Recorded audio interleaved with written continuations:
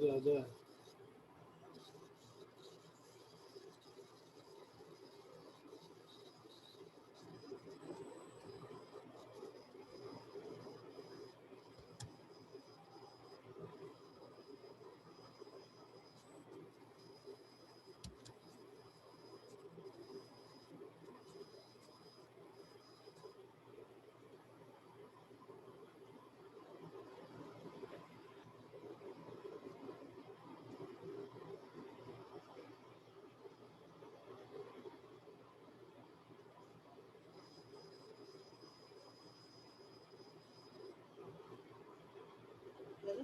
ये ठीक है, अल्हम्दुलिल्लाह।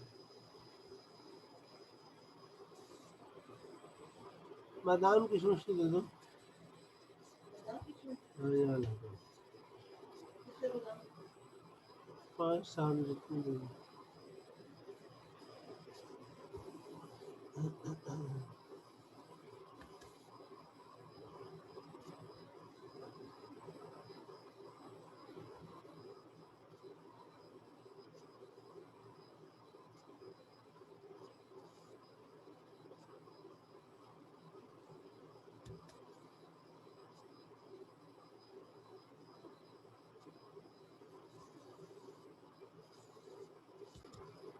हाँ जी।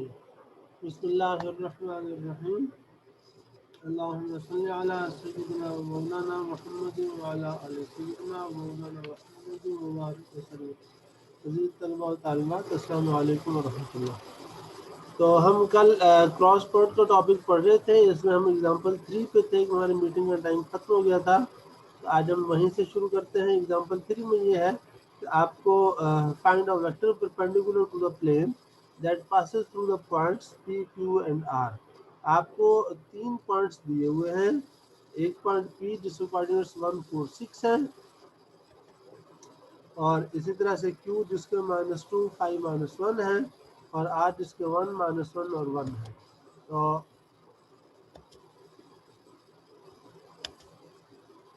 हमें अब ये 3 पॉइंट्स जो हैं ये मिलके आपको पता है कि प्लेन डिटरमिन करते हैं। अगर 2 पॉइंट्स हो आपके पास तो 2 पॉइंट्स में आपने एक पॉइंट ये लिया और एक पॉइंट ये लिया, तो आप इन पॉइंट्स में से आप सिर्फ एक पॉइंट आपके पास ये है, इनमें से सिर्फ एक ही लाइन पास कर सकती, एक से ज़्यादा लाइनें नहीं पास कर सकती। अगर आपको सिंगल पॉइंट हो तो सिंगल पॉइंट में से बेशुमार लाइन, आपको कि इस पॉइंट में से पास होने वाली लाइन बताएं, तो आप नहीं बता सकते क्योंकि इसमें से बेशुमार लाइनें बन सकती जो एक ही पॉइंट में से गुजरे। इस तरह से आप कई लाइनें बना सकते हैं। लेकिन जब आपको 2 पॉइंट दिए हों, उसमें एक ये और एक ये, और आपको कहा जाए इनमें से पास होने वाली लाइन बनाएं, ड्रॉ करें या बताएं, तो वो एक ही लाइन होगी जो 2 पॉइंट्स में से पास करती है। कोई और बनाएंगे वो भी इसके ऊपर ओवरलैप करेगी, तो डिफरेंट लाइन आप नहीं स्केच कर सकते जो 2 में से गुजरे।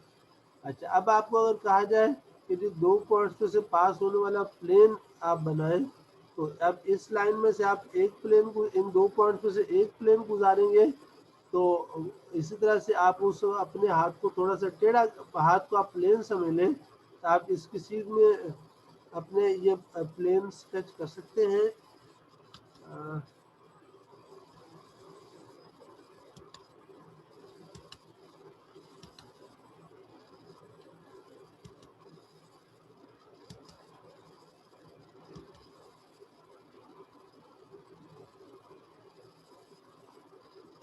तो ये देखें, जैसे आपको मेरा हाथ नजर आ रहे होंगे। अगर आपके पास दो पॉइंट्स हो तो उनमें से मसलन एक पॉइंट ये और एक पॉइंट ये, मेरी ये एक अंगूठे का सिर, एक उंगली का सिरा, ये मेरा हाथ है, ये भी इसमें से गुजर रहा है। अगर मैं हाथ को टेढ़ा करूंगा ये भी इसमें से गुजरेगा, मैं यूं कर लूं तो भी ये इन दो पॉइंट्स में से गुजर रहा है। तो दो पॉइंट्स में से आप कई प्लेन पास करवा सकते, वो यूनिक प्लेन नहीं बना सकते। ठीक है, तो इस वजह से दो पॉइंट्स मिलके प्लेन को यूनिकली डिटरमिन नहीं करते। अगर आपके पास तीन पॉइंट्स हो, मतलब मैं ये तीसरी उंगली लिया है, अब ये दो उंगली और अंगूठे का सिरा ये मेरे पॉइंट्स है। अब इनमें अगर मैं हाथ रखता तो ये मेरा एक ही दफा एक ही ओरिएंटेशन बनेगी हाथ की। मैं अगर हाथ को टेढ़ा करके इन्हीं तीनों पॉइंट्स में से पास करवाना चाहूँ तो ऐसा नहीं हो सकता, एक पॉइंट्स में से हाथ उठ जाएगा। इसलिए तीन पॉइंट्स में से सिर्फ एक ही प्लेन पास हो सकता है। ये मेरा हाथ आप ऐसे समझे कि ये प्लेन है, तो तीन पॉइंट्स में से सिर्फ एक प्लेन पास हो सकता है। इस वजह से उन्होंने यहाँ पर आपको ये कहा है कि आप ऐसा प्लेन बताएं कि जो इन तीन पॉइंट्स में से पास करे। बेसिकली प्लेन बताने का मतलब ये है कि आप प्लेन को परपेंडिकुलर बताएं। ठीक है, और परपेंडिकुलर जो होता है, अगर आप प्लेन की ओरिएंटेशन बदलते हैं, जैसे मैं हाथ अपना बना रहा था, अगर हाथ को टेढ़ा करेंगे तो उस हाथ पर जो परपेंडिकुलर या नॉर्मल वेक्टर है वो बदल जाएगा, या परपेंडिकुलर वेक्टर उसका रुख बदल जाएगा। तो जब हाथ आपके एक ही रुख पर रहेगा तो उस पर जो नॉर्मल वेक्टर है वो एक रहेगा। अगर आप उसकी ओरिएंटेशन अपने हाथ की या प्लेन की चेंज करेंगे, ये ऐसे समझ लें आपके पास दरवाजा है, तो कमरे का दरवाजा ये एक तरह से प्लेन होता है ना, इस पर आप नॉर्मल स्केच कर लें। अगर आप इस दरवाजे को थोड़ा सा घुमाएंगे तो नॉर्मल की डायरेक्शन बदल जाएगी। तो बहरहाल ये है कि प्लेन जो अपने नॉर्मल से डिटरमिन होता है, नॉर्मल बेसिकली प्लेन की ओरिएंटेशन बताता है तो प्लेन का रुख किस तरफ है। तो यहाँ पर हमें तीन पॉइंट्स दिए हुए हैं और हमें इनमें से पास होने वाले प्लेन पर परपेंडिकुलर वेक्टर फाइंड करना है। तो इसका हमारी स्ट्रेटेजी क्या होगी? स्ट्रेटेजी ये होगी कि आपको पता है दो पॉइंट्स हो तो आप एक वेक्टर बना सकते हैं ना, और तीन पॉइंट्स हो जो एक ही लाइन पर ना हो, डिफरेंट पड़े, उनको हम नॉन कोलिनियर पॉइंट्स कहते हैं। ऐसे पॉइंट्स जो एक लाइन पर हो वो कोलिनियर कहलाते हैं, कोलिनियर जो एक पॉइंट एक लाइन पर ना पाए जाए उनको हम नॉन कोलिनियर कहते हैं। नॉन कोलिनियर, लीनियर का मतलब होता है जो लाइन पर हो, और कोलिनियर जो इकट्ठे लाइन पर पड़े हों, और नॉन कोलिनियर जो एक लाइन पर इकट्ठे ना हो। ये थोड़ा सा लिखने में स्पेलिंग में मिस्टेक होगी। तो बहरहाल नॉन कोलिनियर पॉइंट, ये तीनों पॉइंट्स इनको नॉन कोलिनियर होना जरूरी है। अगर ये एक ही लाइन पर आएंगे तो फिर इनमें से प्लेन यूनिकली नहीं बन सकता। तो बहरहाल ये तीन पॉइंट्स है। अब हम इनके में से इनकी मदद से दो वेक्टर बनाएंगे। मसलन आप पी और क्यू को ज्वाइन करो तो एक वेक्टर बन जाएगा, पी और आर को ज्वाइन करो दूसरा वेक्टर बन जाएगा, या आप क्यू पी को ज्वाइन कर ले, क्यू आर को ज्वाइन कर ले, या आर पी को आर क्यू को ज्वाइन कर ले। जिस तरह से चाहे आप दो वेक्टर बना सकते हैं। आप जब दो वेक्टर बन गए तो ये दोनों वेक्टर जाहिर है कि जब तीनों पॉइंट जिस प्लेन में पाए जाते हैं इनसे बनने वाले वेक्टर भी उसी प्लेन में पाए जाएंगे। तो अब जब आप ये दो वेक्टर बन गए, इनके क्रॉस प्रोडक्ट लेंगे तो वो क्रॉस प्रोडक्ट इन दोनों वेक्टर्स पर परपेंडिकुलर होगा ना। जब इन दोनों वेक्टर्स पर परपेंडिकुलर होगा तो जिस प्लेन में ये वेक्टर्स पड़े हुए हैं उस प्लेन पर भी ये परपेंडिकुलर होगा। तो इस तरह से आपके पास जो जो इनका क्रॉस प्रोडक्ट बनेगा वो हमारा वो वेक्टर होगा जो हमें ढूंढना फाइंड करना है। वो एक तरह से वेक्टर होगा जो कि प्लेन पर परपेंडिकुलर होगा। अब इसके स्टेप्स बड़े सिंपल से हैं।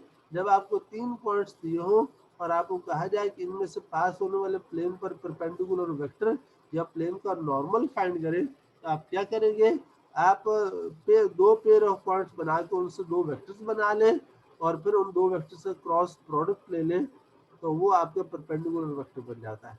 तो पी क्यू हमने लिया, पी क्यू से दो पॉइंट से वेक्टर कैसे बनता है आप जानते हैं। फाइनल पॉइंट के कोऑर्डिनेट्स में से पहले पॉइंट के कोऑर्डिनेट्स माइनस कर दें और साथ आईजे के लगा दे या उन डिफरेंसेस को कंपोनेंट्स बना ले तो वो वेक्टर बन जाता है। आप क्यू है, क्यू माइनस टू में से पी का पहला कोण 1 माइनस कर दे तो -3 आई आ गया। फिर क्यू का दूसरा कंपोनेंट 5 में से पी के दूसरे कंपोनेंट 4 माइनस कर दे 1 आ जाता तो 1 जे हो गया। और ऐसे क्यू माइनस तीसरा -1 है उसमें 6 माइनस कर दे -7 के हो गया। तो ये आपका पी क्यू वेक्टर बन गया। इसी तरह से आप पी आर वेक्टर बना लें, वो आपका ये आता है। अब आप इनका क्रॉस प्रोडक्ट ले लें। क्रॉस प्रोडक्ट हम पीछे पढ़ चुके हैं, डिटर्मिनेंट की हेल्प से हम ये क्रॉस प्रोडक्ट बना सकते हैं।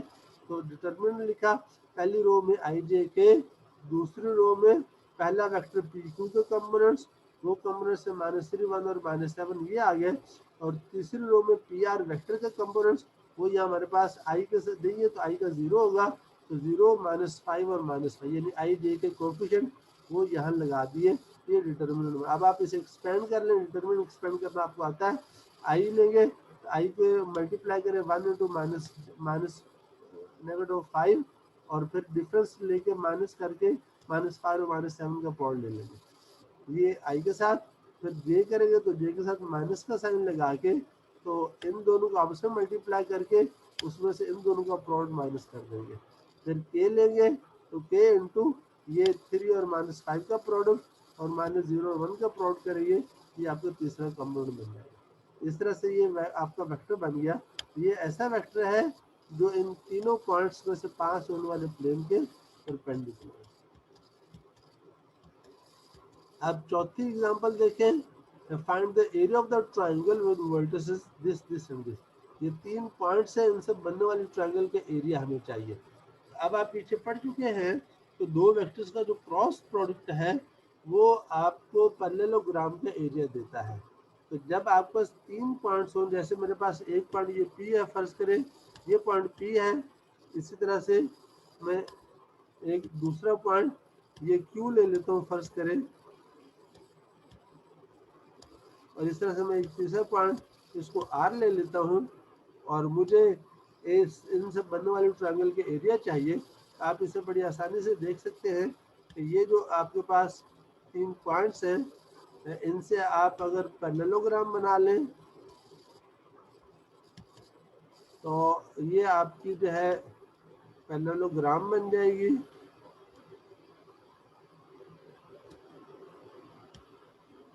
इस तरह से तो ये आपका पी क्यू वेक्टर बन गया और ये आपका पी आर वेक्टर बन गया। आप पीछे पढ़ चुके हैं कि आपके पास जो पैरेललोग्राम का एरिया है वो आपके पास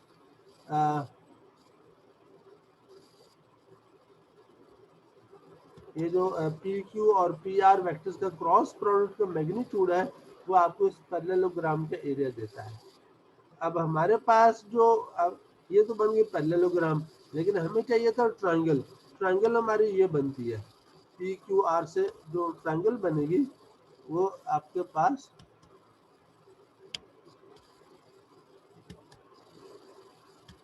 ये बनती है ये ट्रायंगल में। तो ट्रायंगल का एरिया ये पैरेललोग्राम के एरिया का हाफ है। इट मीन्स हम पहले पी क्यू और पी आर वेक्टर से क्रॉस प्रोडक्ट का मैग्नीट्यूड ले लें। ये पी क्यू और क्रॉस पी आर का मैग्नीट्यूड हम यहाँ से ले लें, जिसमें क्या मिलेगा, ये पूरे पैरेललोग्राम का एरिया मिलेगा। हम इसको 2 से डिवाइड कर देंगे, हमें इस ट्रायंगल का एरिया मिल जाएगा। ये ट्रायंगल लो, ये दोनों ट्रायंगल के एरिया बराबर होंगे। ये डायगोनल जो पैरेललोग्राम को 2 बराबर हिस्सों में डिवाइड कर देता है। तो हमारी स्ट्रेटेजी हुई, ये जो पी क्यू आर हुई पिछली एग्जाम्पल वाले हैं, इसलिए हमें दोबारा से पी क्यू वेक्टर और पी आर वेक्टर बनाने की जरूरत नहीं है।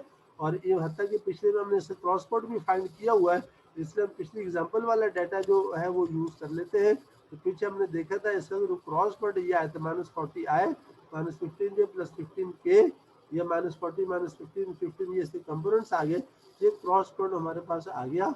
अब हम इसका अगर मैग्नीट्यूड लेते हैं, ये मैग्नीट्यूड आपके पास आया 5 × 22 का स्क्वायर रूट। तो ये दोनों वेक्टर से बनने वाले पैरेललोग्राम का एरिया आ गया।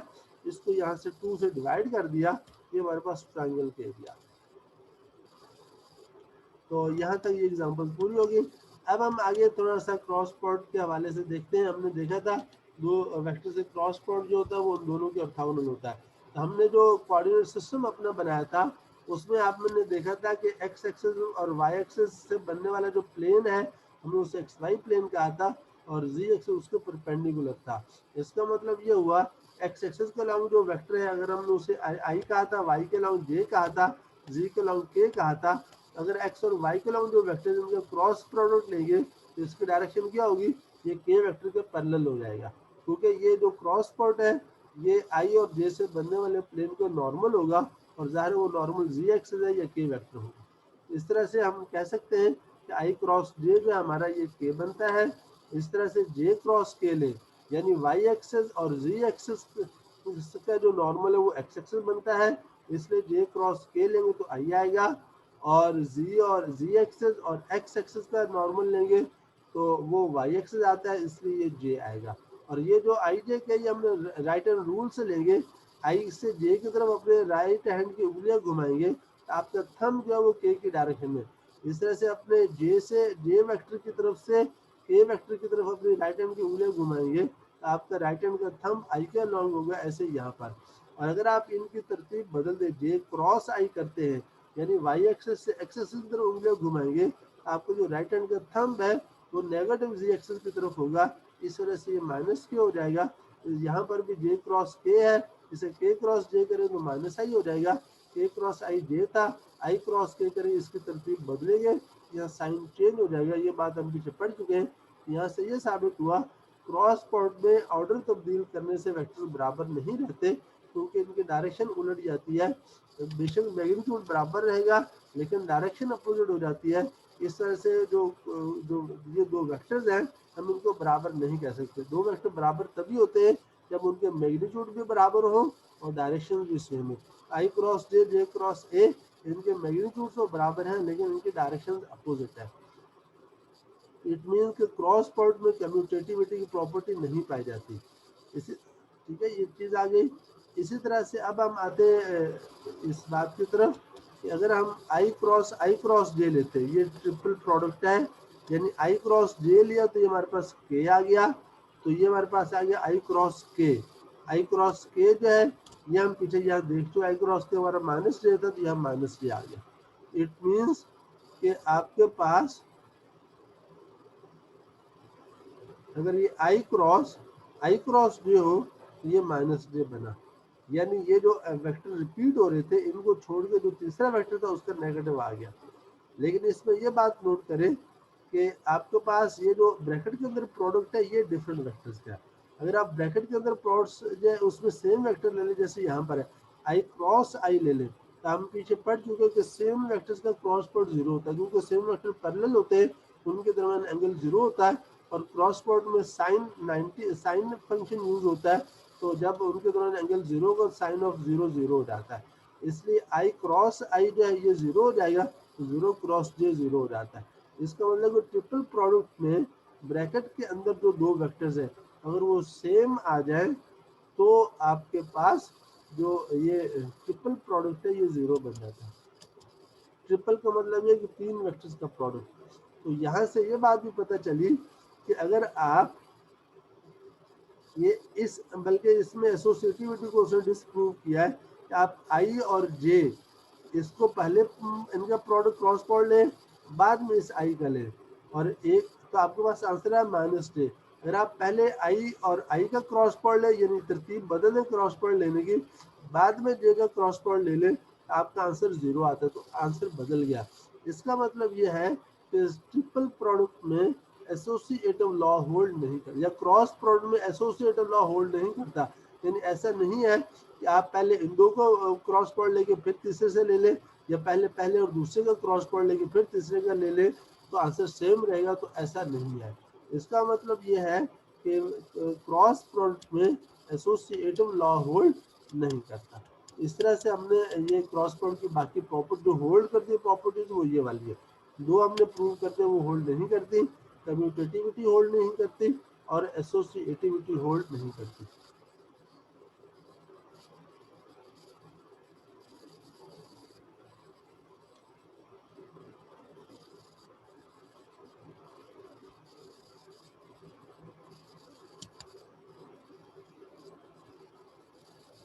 तो अब आपके पास यहाँ पर properties of the cross product if a b and c are vectors, and C is a scalar, then ये हमारे पास 6 प्रॉपर्टीज हैं।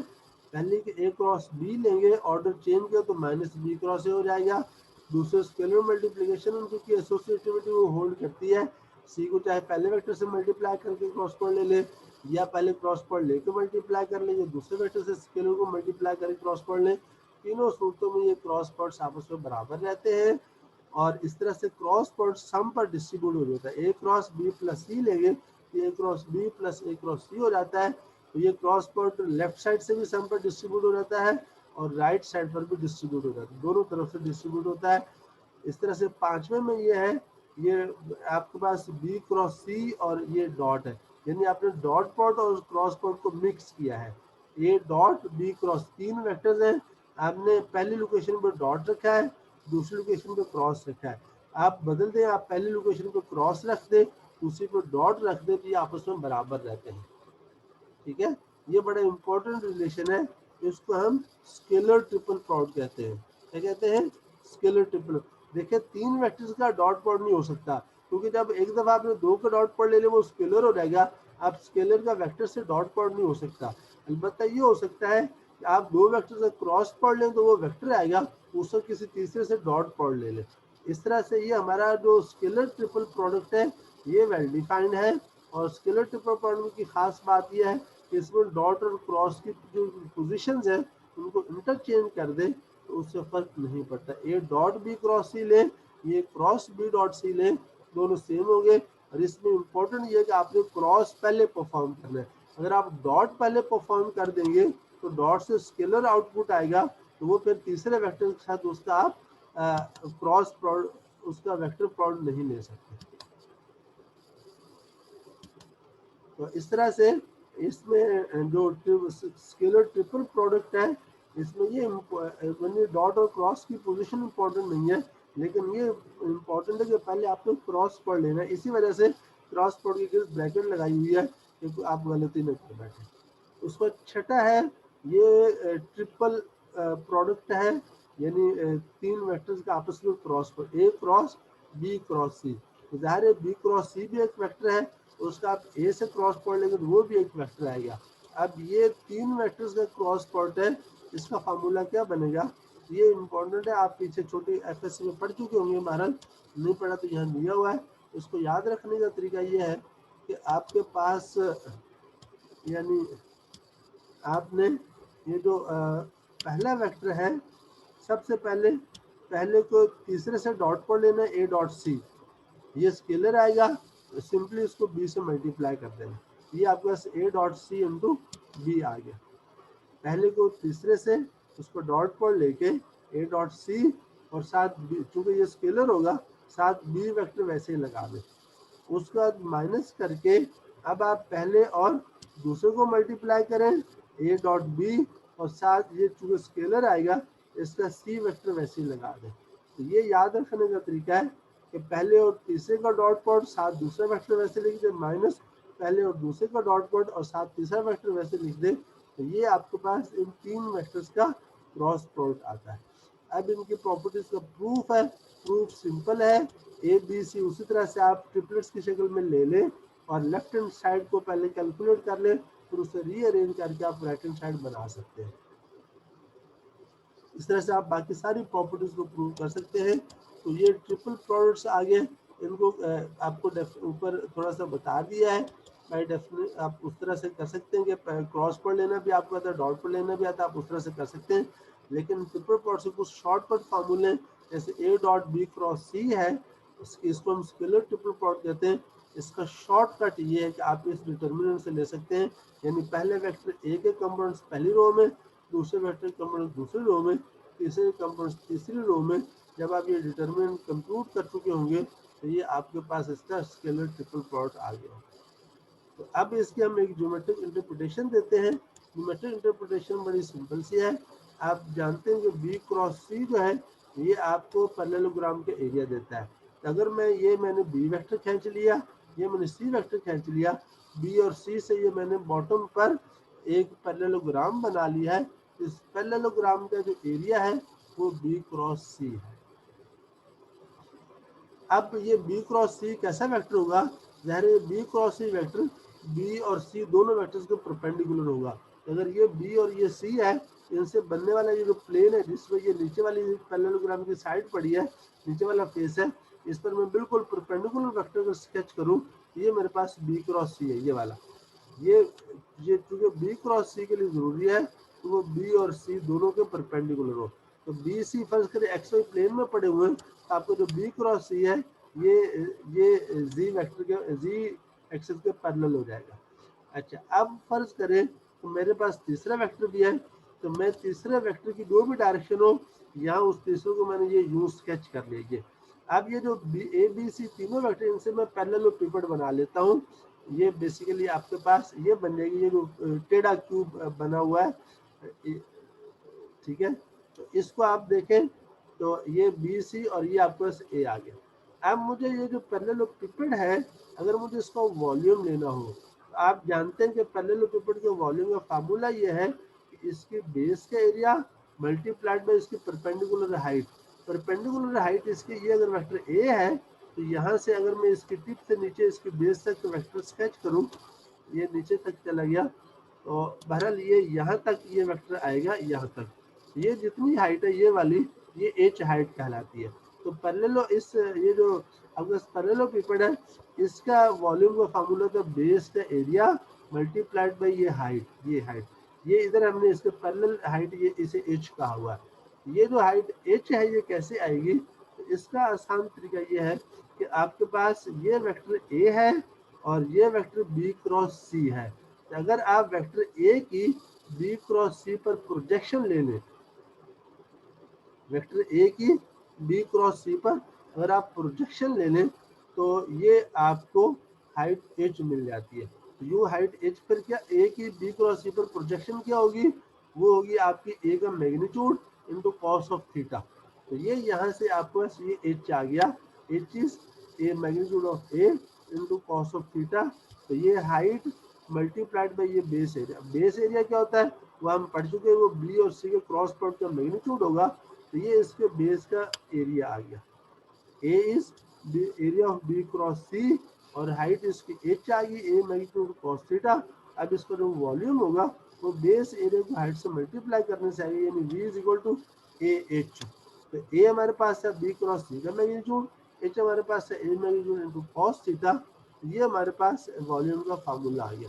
अब अगर इस वॉल्यूम के फार्मूले को ध्यान से देखें, तो ये जो कॉस थीटा था, इसमें थीटा एंगल है बी क्रॉस सी और ए के दरमियान। तो एक तरह से ये जो एक्सप्रेशन है, ये ए का बी क्रॉस सी के साथ डॉट प्रोडक्ट है और उसका मैग्नीट्यूड है, क्योंकि कॉस थीटा के ऊपर भी मैग्नीट्यूड लगा हुआ है ना, बार लगे हुए हैं। तो हम फिर इसको लिख सकते हैं ए डॉट बी क्रॉस सी का मैग्नीट्यूड। ये ए डॉट बी क्रॉस सी, और ए डॉट बी क्रॉस सी क्या चीज़ है, ये आप देखें तो ये ऊपर ये वाला स्केलर ट्रिपल प्रोडक्ट है। इसका मतलब ये हुआ कि अगर आपको तीन वेक्टर ए बी और सी दिए हुए हों और उनसे आप एक पैरेललोपिपेड बना लें, कैसे, तीनों वेक्टर्स को एडजेसेंट साइड बना के ये पैरेललोपिपेड मुकम्मल कर लें।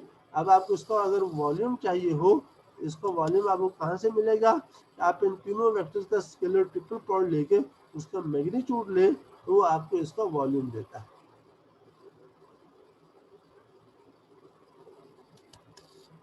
तो इस तरह से आपके पास ये स्केलर ट्रिपल प्रोडक्ट की ज्योमेट्रिक इंटरप्रिटेशन आ गई। अब हम कह सकते हैं the volume of the parallelepiped determined by the vectors A B and C is the magnitude of their scalar triple product. अब ये हमारे पास एग्जांपल है, example 5, use the scalar triple product to show that the vector A is 1 4 use this to show that the vectors A B and C are coplanar। लो जी, आप example 5 में कहता है आप ये बताएं ये तीनों वेक्टर्स आपस में कोप्लेनर है। अच्छा, अब आप ये देखें, ये बात यहाँ से आती है, अगर ये ए बी सी तीनों कोप्लेनर यानी एक ही प्लेन में आएंगे, तो जब आप इनको ज्वाइन करेंगे तो ये पैरेललोपिपेड की हाइट 0 रहेगी, ठीक है। तो इसका मतलब ये हुआ कि जब तीनों वेक्टर एक प्लेन में होंगे, अगर आप उनसे बनने वाले पैरेललोपिपेड का वॉल्यूम लेंगे तो वॉल्यूम 0 हो जाएगा, क्योंकि उसकी हाइट तो होगी नहीं। तो दूसरे लफ्जों में अगर आपको ये साबित करना हो ये तीन वेक्टर एक ही प्लेन में पाए जाते हैं, तो आप उनका स्केलर ट्रिपल प्रोडक्ट कैलकुलेट करके अगर उसे 0 दिखा देते कि वो 0 हो गया है, ये इस बात की अलामत होगी वो तीनों वेक्टर एक ही प्लेन में है। तो अब यहाँ पर ये जो तीन वेक्टर्स हैं उनका स्केलर ट्रिपल प्रोडक्ट लिया, ए के कंपोनेंट्स पहले, बी के दूसरे में, सी के तीसरे में डिटरमिन लिया, 0 आ गया। इसका मतलब ये है कि इनसे बनने वाले पैरेलल ट्रिपल की हाइट 0 है। क्या मतलब कि तीनों वेक्टर एक ही प्लेन में लाइव पाए जाते हैं। जब एक ही प्लेन में वेक्टर पड़े तो हम उनको कोप्लेनर कहते हैं। तो इस तरह से ये जो स्केलर ट्रिपल प्रोडक्ट है इसको दो फायदे हो गए। एक ये कि तीन वेक्टर का आपने चेक करना हो कोप्लेनर है या नहीं था वो देख सकते हैं, और दूसरा ये कि अगर आपको इनसे बनने वाले पैरेलल ट्रिपल का वॉल्यूम फाइंड करना हो तो वो इसका मैग्नीट्यूड जो आपको वॉल्यूम देगा। इसके बाद ये आपका जो वेक्टर ट्रिपल प्रोडक्ट है ये हमारा आगे यूज हो केपलर्स लॉज को प्रूव करने में चैप्टर 13 में।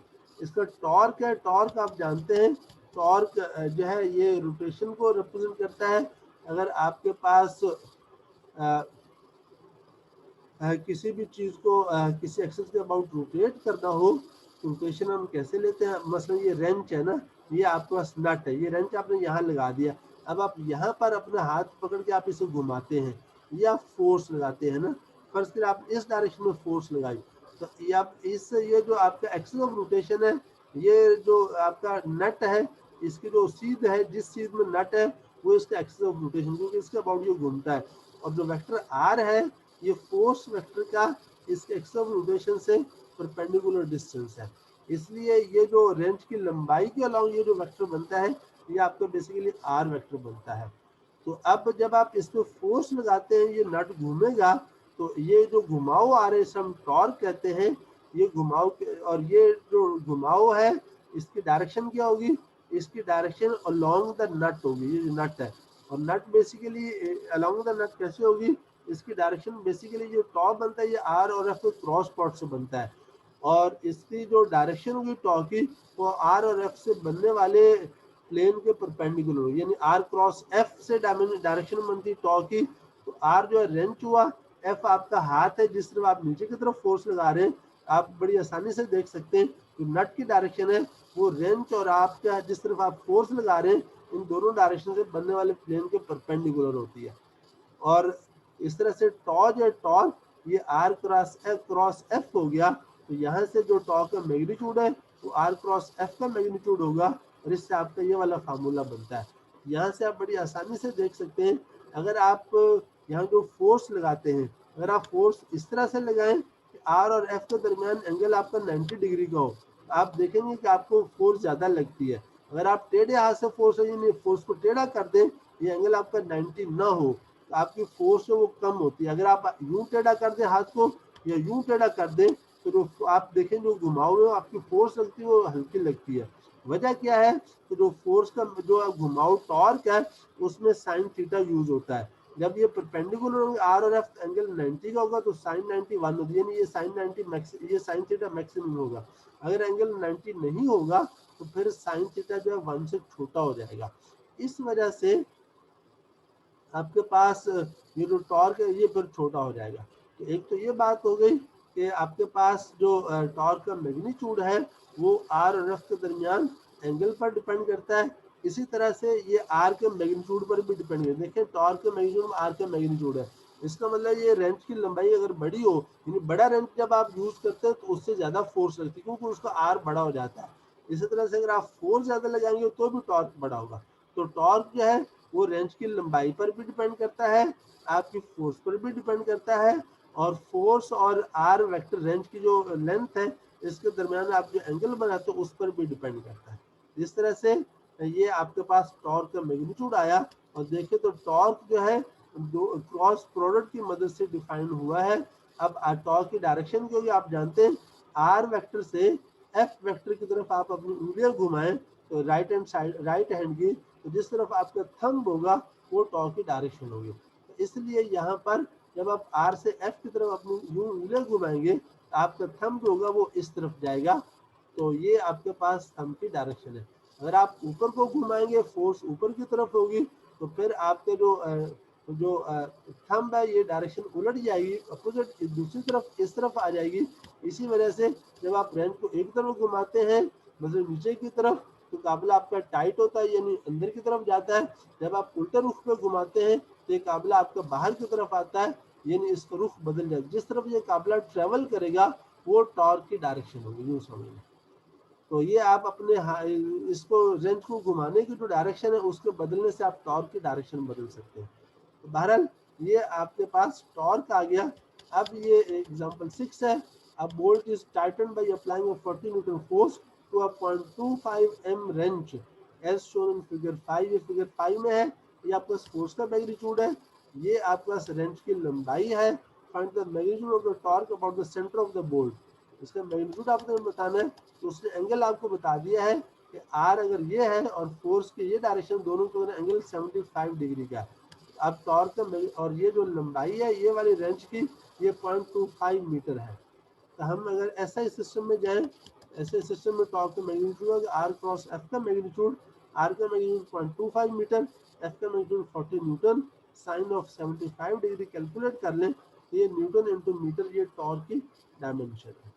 इतने 9.66 अप्रोक्सीमेटली न्यूटन इंटू मीटर ये आपका टॉर्क है जो इस पर अप्लाई होगा। इस तरह से हमारा स्केलर ट्रिपल प्लॉट पूरा हो गया। अब आपने इसके क्वेश्चन करने, इसमें जहाँ जहाँ आइडेंटिटीज हैं यानी क्रॉस प्लॉट की प्रॉपर्टीज हैं, वो सवाल तो आपने सारे करने हैं। बाकी मैं आपको ये होमवर्क शेयर भी कर दूंगा। इसमें स्पेशली अगर आप देखें तो आपके पास ये आइडेंटिटीज, ये प्रॉपर्टीज के प्रूफ्स भी यहाँ दिए हुए हैं। ये 13 क्वेश्चन ये बहुत इंपॉर्टेंट है, 9 से 12 इंपॉर्टेंट है। तो कई दफ़ा आप ये ऑपरेशन परफॉर्म कर रहे होते हैं तो आपको समझ नहीं आ, जैसे a dot b dot c ये मीनिंगफुल है या नहीं। ये मीनिंगफुल नहीं है क्योंकि बी डॉट सी तो स्केलर आएगा, स्केलर का इसे डॉट कोड नहीं ले सकते। इस तरह से ए क्रॉस बी डॉट सी है तो ये भी मीनिंगलेस हो क्योंकि बी डॉट सी स्केलर आएगा, स्केलर का वेक्टर से क्रॉस प्लॉट नहीं ले सकते। इस तरह से आपने ये इन प्रॉपर्टीज को चेक करना है। बहरहाल मैं होमवर्क आपसे अभी शेयर कर दूंगा। तो इस तरह से हमारा क्रॉस प्लॉट का टॉपिक पूरा हुआ। आपको कोई सवाल पूछना हो तो आप पूछ सकते हैं। सर ये कोलिनियर पॉइंट्स की ये जो रिप्रेजेंटेशन होती है भाई हाइट 0 हो जाती है, वो तो शो कर दें ज्योमेट्रिकली। कोलिनियर पॉइंट्स बच्चे, कोलिनियर वेक्टर्स की बात है जो हाइट 0 हुई है, वो ये कि आप 3 वेक्टर फर्श पर स्केच करेंगे ना, 3 पेंसिलें ले लें, उनको फर्श पर तीनों को डाल दें, वो कोप्लेनर है। अगर आप 2 को फर्श पर डाल दें, एक के सिरों को ऊपर थोड़ा सा उठा दें, तो वो आप एक प्लेन में नहीं है, वो कोप्लेनर पेंसिलें नहीं होंगी। इस तरह 2-3 पॉइंट लेने, आपका पेंसिल 2 पॉइंट पेंसिल पर ले ले, तीसरा पेंसिल से हट के ले ले, ये तीनों पॉइंट कोलिनियर नहीं होंगे, एक लाइन पर नहीं आते। लेकिन अगर आप तीनों पॉइंट पेंसिल के ऊपर लेंगे तो तीनों कोलिनियर हो जाएंगे पॉइंट्स। तो पॉइंट्स के लिए हम कोलिनियर का लफ्ज यूज करते हैं, एक लाइन पर आते हैं या नहीं। और वेक्टर्स के लिए हम कोप्लेनर यूज करते हैं कि एक ही प्लेन में सारे वेक्टर आते हैं या नहीं। और सर वो आपने कहा था कोप्लेनर में जो है अगर भाई हाइट 0 हो जाती है वो ज्योमेट्रिकल जब फर्श पर पड़े तो उसकी हाइट क्या होगी, हाइट 0 नहीं हो जाएगी। अगर आप एक पेंसिल के टिप ऊपर उठाएंगे तो हाइट बनेगी ना। तीनों पेंसिलों सिरे एक जगह पे इकट्ठे हो, जो टिप्स है वो मुख्तलिफ है। एक की टिप थोड़ी सी उठाएंगे तो हाइट बनेगी, हाइट नहीं उठाएंगे तो हाइट